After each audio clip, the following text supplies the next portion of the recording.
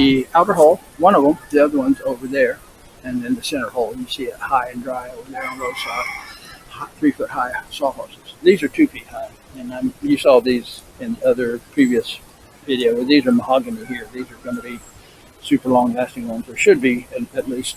But anyway, we're here. We flipped the hull upside down, as you see, and the bottom is exposed.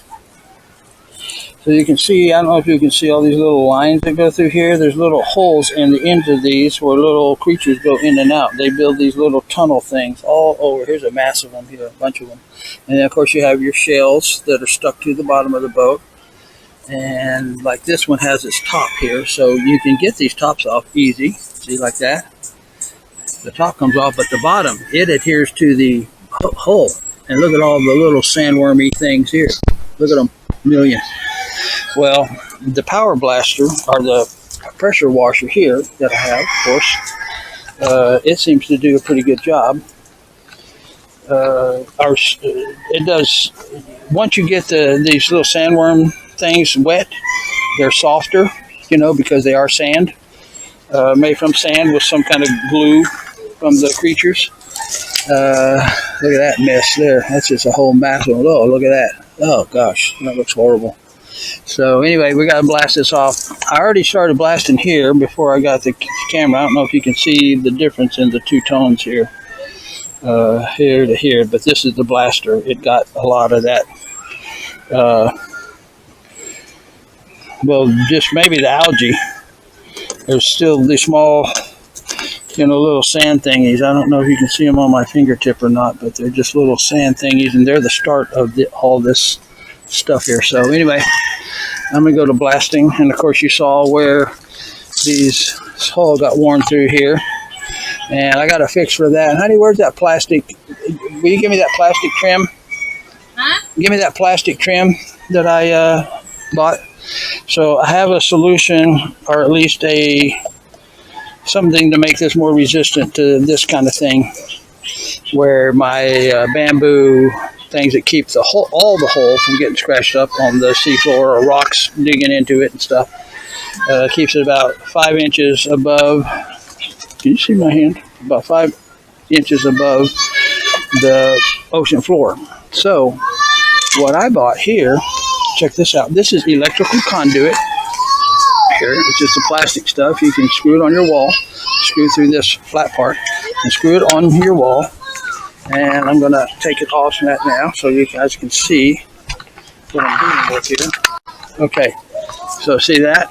See that plastic comes off? And we're in the shadows and light and stuff too, so it's going to be kind of weird to see this. But this track is 3/8 of an inch wide and maybe about 3/8 of an inch deep. Well, guess what? This is 3/8 of an inch thick. So once this is all said and done, honey, hold that in. I'm going to epoxy this onto the side of here. See this here? It'll just snap on. I'm doing this with one hand because I've got the camera in the other. Honey, can you raise that up? See, and this snaps on. See, like that. See that, folks? I can slide it back in the sunlight. But see that? And then you push that in. Then I'm going to epoxy I'm going to sand it all down here, and then epoxy here, and epoxy inside of here, inside the plastic part, and then I'm going to shove it on the sides here, and hopefully that will be kind of a little side guard rail here, because you can see the edges of this thing. All the edges are the ones that get chipped up and torn up first. So this is going to be a little bit of my edge protector all the way around all my holes, if epoxy sticks to this. And I haven't tested that part yet, so I got to see. This is UPVC. U means unplasticized. See right there, UPVC? U means unplasticized, which is the stuff that makes it not as flexible. However, I think it's very flexible, but that's what it's called. And this is the same PVC that your sliding glass windows and stuff are made from. It's the same, it's UPVC, and it's got good ultraviolet protection. And of course, this boat's going to be out in the ocean all the time in the sunlight, so you need UV protection. And hopefully, they're saying this stuff will last 10 to 20 years, so we don't know. We don't know how well the epoxy is going to hold, but if you look here, there's a nice little groove And this top here, where this channel, which I'm not going to use this, of course, this comes off and it gets discarded or stored, whatever. But there's a little groove here. You can see that. Well, I'm going to roll epoxy from the outside over and into this groove, so it kind of locks it into there. So I think we've got, this is going to be full of epoxy, and then we're going to have an epoxy roll outside here that's going to lock into this little groove and help clamp this on here so it doesn't try to come off. So anyway, that's my theory on this side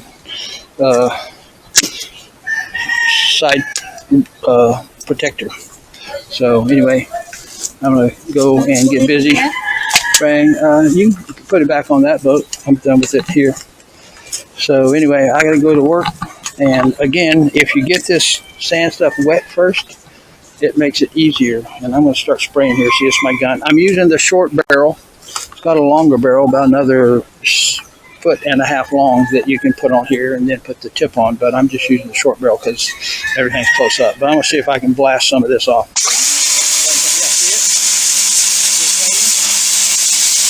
And it doesn't always get those little sandworms off. But it does. Please get the algae off. See that? And the camera's getting all wet, but it's a dive camera, so it can get wet. Yeah, see all that algae? So that saves us a lot of work, Ed. Okay? It says it's 4,000 PSI. I don't believe it's 4,000. I think it's like 1,500 or something, but it's pretty powerful.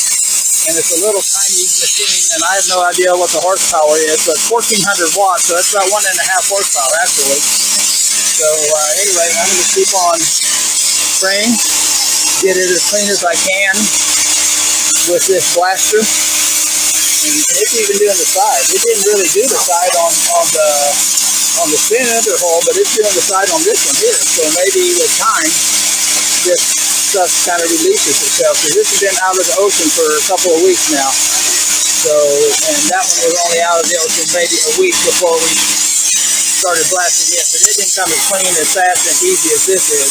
Not that this is clean. You still have to scrape it with the knife, the putty knife, to get these big shells off. You see these big shells? You got to strip those off with a putty knife. And then you also scrape, without damaging the wood or the paint, these little sandworm cells off of here. And then after that, after we've done as good as we can do with that, we take a steel wool. Thing here, some steel wool, stainless steel wool, of course, stainless, and we scrub it with that.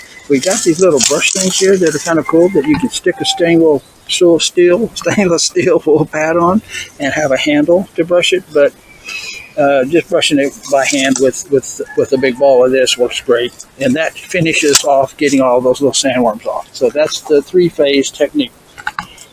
There's first the power washer, then the putty knives to get all the shells off, the ones you can. And again, these shells that are really flat on here, that are not creating any hydrodynamic drag, we've got a few of them here. Let me see if I can find, oh, maybe I don't have any, but some of them will be completely flat on here, and they're slick, they're slippery like that, and nothing is sticking to them. There's nothing growing on them again. So some of these I might leave on here if they're not creating any drag. See, on the front here, there's a lip here. That's where I'm going to dig the chisel into to try to pop this off. But once you pop off this little stick-up part, and this little smooth part is there, and I can't get that off, short of digging into the paint, I'll just leave it there, okay? So that's my technique. Get as much as you can off, and as long as it doesn't interfere with hydrodynamics, you can leave these shells. I am going to leave these shells on, because you can't even feel the transition from here to here, but you can feel how slick and smooth this is, which is way better even than my hull. My hull's not that smooth. It's lumpy and bumpy. I mean, minusculely, but nonetheless, this is just slick as glass here. So that I may appreciate the ones I have left on here. So anyway, that's it. I'm going to start blasting. Paradise. Who is she? Oh, she actually is the one that helps me with the knives and getting the shells off. She does a really good job. So anyway, we're a team here. and scraping all the sandworms off. So Paradise out.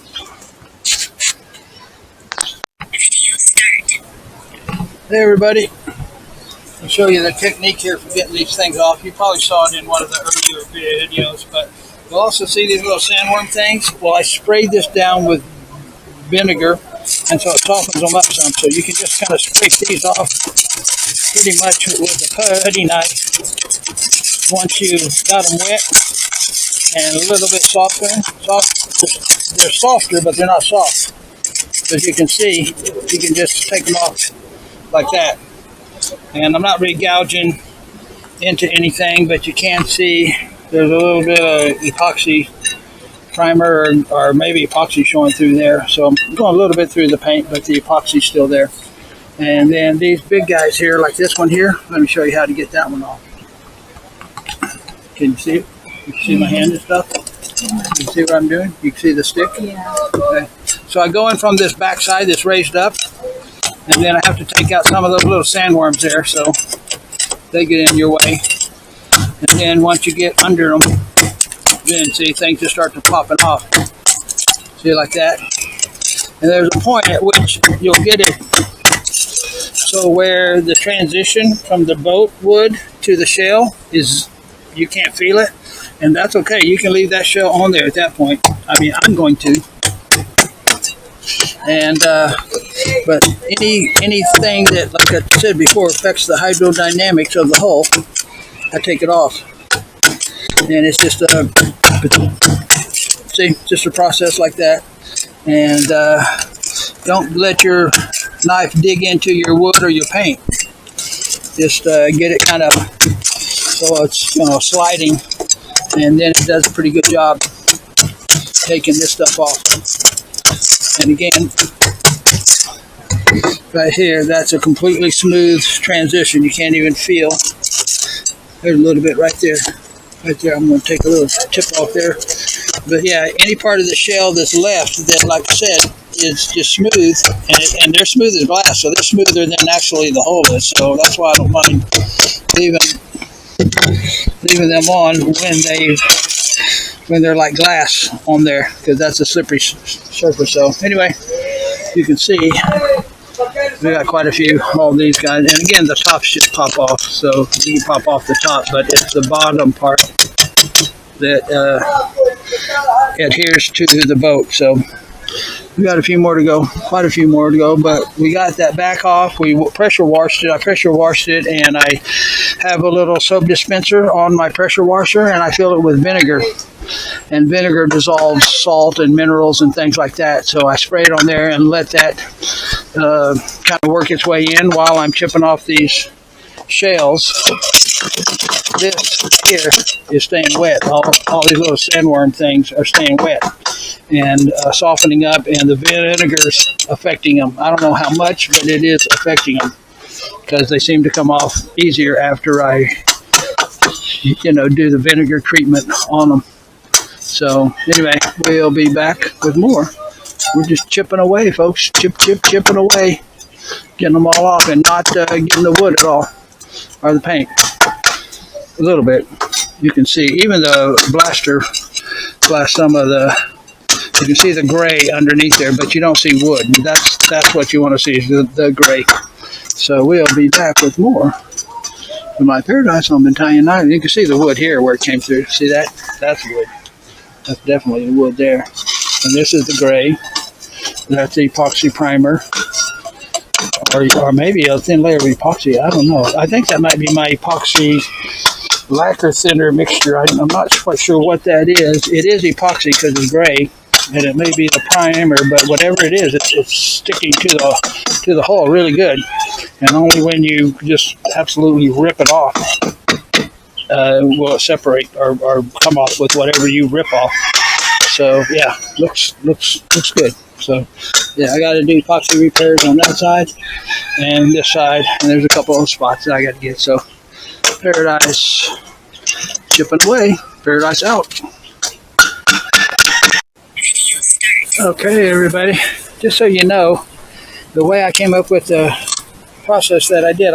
Went to the store and bought all these kinds of Scotch-Brite, soft Scotch-Brite, rougher Scotch-Brite. I didn't get the super rough Scotch-Brite because I knew that it would just rip everything off. So I got all different Scotch-Brite. I got the stainless steel wool pads. I got these little scrubbing pads. I got some like a toilet bowl cleaner bleach stuff somewhere in here. I got plastic scrapers like this, thinking that might not damage the bottom of the boat so much. I got bamboo scrapers, thinking that might not damage it. And I've used these in the ocean. These work good in the ocean when you haven't let them get too big. So there's my toilet bowl bleach gel, and then vinegar, of course, to put in my little spray soap bottle thing. So there's my bag of steel wool. So what we're doing now, we've done the chisel to get all the shells off. We've done the scraping to get all of the sandworms off, or the majority. We get most of them off. We've got all the barnacles off. The interesting thing, the barnacles is the one that pulls off the paint. See the little round things? They pop off your paint. The shells, amazingly, don't do it that much. Very seldom do they tear off the paint. A little bit, maybe. And then, so the final step, so the first step is chip off the shells. Second step is scrape all the sandworms off. And you just scrape it with this, and again, keep it horizontal, and scraping it like that. Get all that stuff off, like that. And the sides, and the top, the angles, all that stuff. Get all that off as much as you can. And then after that, then you come back with the steel wool pad. That's a steel wool pad there, and you do the final finish, and that cleans up all these little, whatever you didn't get with your knife. See right here, there's a bunch of little trails here that didn't come up with the heavy knife. So we got to get those off, and that steel wool usually gets the smaller stuff off nicely. And then after that, we blast it. In fact, I'm going to blast it right now just so we can see how it looks. Okay, honey, you want to stand back? Yeah, we're going to rinse it off because we've already steel wooled the bottom back half here. So we're going to blast it and see how we look.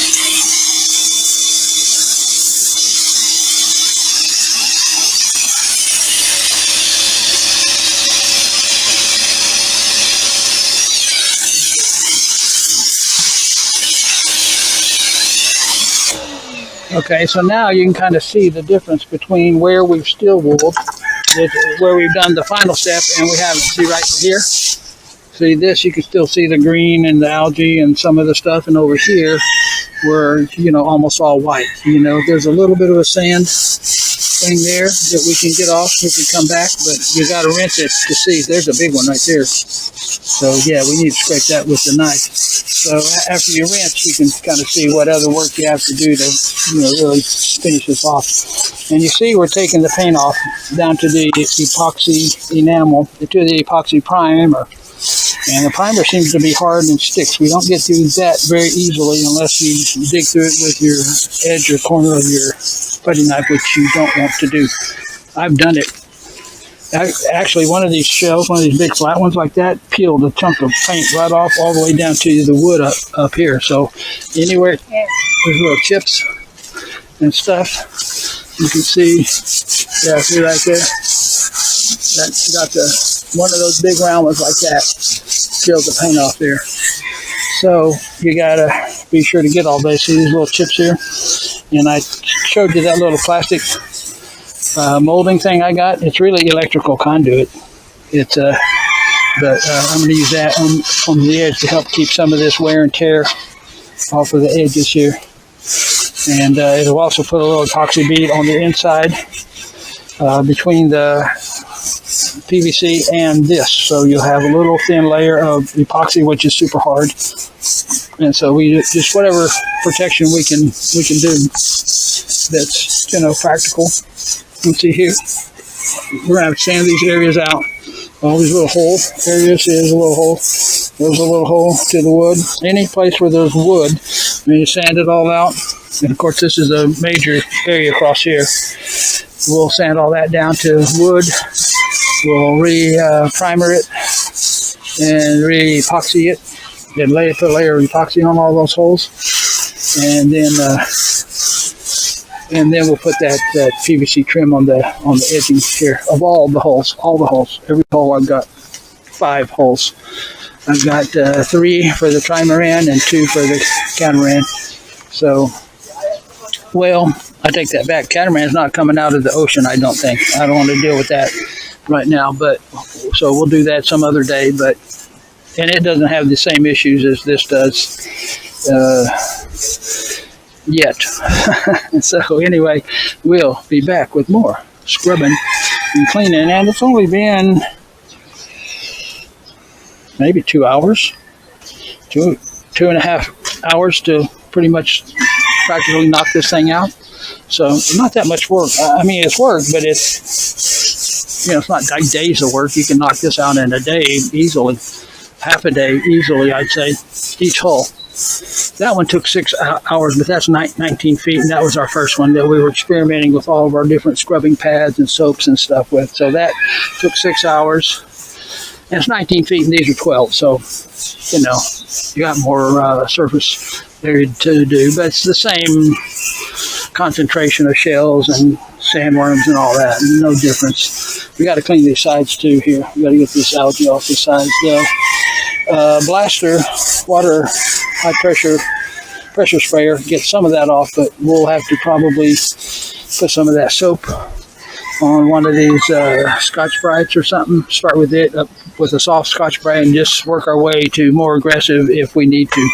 Because again, you're taking off paint if you get too aggressive with this, and I just want to take the algae off, and it'll leave a bathtub ring. That's fine, not that dark, but you're never going to keep it white. It goes in the ocean in a day. It's back to being green again. A day it'll look like that bathtub ring. So anyway, paradise out. Yeehaw! Getting her scrubbed. Video start. Okay, peoples, check it out. We got it about as clean as we're going to get it. And the problem is, you see this? See, this is like a mulberry tree, and this thing is dropping it. Tomorrow it'll be covered with leaves and look like hell. But we got it all clean. Pretty good. See that? What do you think, folks? Like I said, these shells that are flat and slick, that there's no, you can't really feel them other than you hit them and they get real slick. I'm going to leave those on there because they're slippery and hydrodynamic. So what I'm probably going to do, now this is all said and done, and I got a big wooden chip here and some little chips here. Of course, this is the wear part I showed you earlier. Here and here, and there's a hole somewhere. There's a little hole right there, I think. And over here, there's wear on through the epoxy and paint. So I'm debating what I want to do. And of course, you saw me with a PVC piece that we can clip on to the edge here to kind of protect the edge from getting beat up. See, this is where the rope wears through. See that? So that's what that PVC is going to help. That and any other chippage that goes on the edge. The edges are the worst, most susceptible to getting chipped and hit. For some reason, edges they just get all the abuse.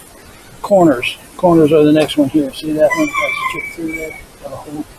Chip through. Here's some chips here. No reason for that other than a rock hit it. Over here, we got a chip over this corner. And of course, this whole edge here, where the rope, where the bamboo and the rope wore through it. So anyway, yeah. So I'm gonna go from this end all the way down to that end with the edge trim. I don't know if I'm going to go on this portion. I could go on this portion. I can cut like a little 30-degree cut in the PVC and still have one piece here and fold it and put it on here with this folded, like I said, I'll cut a V on both sides, and then that'll fold it, and then that'll be all filled with epoxy and stuff too. So I can do this leading edge to here.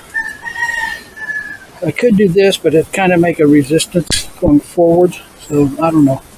We'll see. Let's see how I feel that day. So anyway, we're done. We got it pretty clean.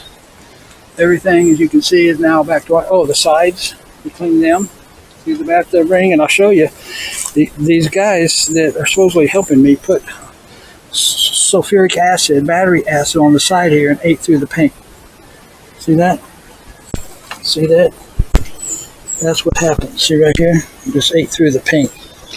And they think it's all cute or easy to do because the sulfuric acid takes off whatever the algae is. But yeah, and it's stripping your paint at the same time. They don't get that part because their boats are always kind of rough. You see all the boats, they're always rough because they put thin coats on, they thin their paint. You know, it's a cost-saving thing. They don't have the money to layer it on thick like I do. I just put paint on straight. This side was just filthy, ugly, and now it's reasonably nice. Little slight bathtub ring. Also tried to get some of these rust stains out. You get rust stains from stuff, but these are all 304 grade stainless, and it's just flash rust, I guess. Because when you examine whatever the pieces are, there's no rust on them. You can just kind of get a little stainless steel pad and just rub it on there, and they're clean. They're shiny and bright again. It's not penetrating rust. It's just little flash rust on it. But anyway, got all that clean down the side. Look at that. Pretty good. I didn't really look under here. Oh, this is clean too. See underside here? Yeah, I hit that pretty good. So anyway, this guy's looking good. Next, we got to flip that one and do it. And I guess I'm going to build 2 more sawhorses because I'm not going to flip this back and forth. I'm just going to leave it like this until we'll leave them all in the shape they're in. Because when I start doing epoxy and sanding and painting, I make it do 2 in one day. And if I can't do 2 in one day, if I flip this, or if I put this down on the ground, or anyway, I need sawhorses on everything. So I'm going to build 2 more. I got more of the mahogany wood, so I'm good to go with that. So that's what we did today. Let's say it was 4 hours. 4 hours we did the entire cleaning. And then next we got to do whatever repairs that we want to do on this bad boy. And see, it took some of the enamel paint off. Now, when we painted this one, we didn't know, and even the catamaran, we didn't know about epoxy enamel. We knew about enamel quick dry, and quick dry enamel is not quick dry. It takes weeks for that stuff to dry. So don't believe quick dry. It ain't quick dry. It ain't quick drying. So, and it's not the durability of the epoxy enamel. If we put epoxy enamel on this, I doubt we'd have got through it easily like we did here. So, and we didn't get through it everywhere. It's just some areas here you could get through it, and other areas we didn't. Over here, it's much more better. But there, see, we got some there. You know, just hit and miss. And the barnacles, I don't know if I told you this, but see these little rings? The barnacles pull the paint off. They don't get through to the epoxy primer, but they do get the enamel paint off. Once you pop them off, they all take the paint with them. So barnacles are kind of destructive to your paint. They're small, little. They look like small little volcanoes. You know, they're like a little coral like that with an open hole. So beware. Barnacles are funky.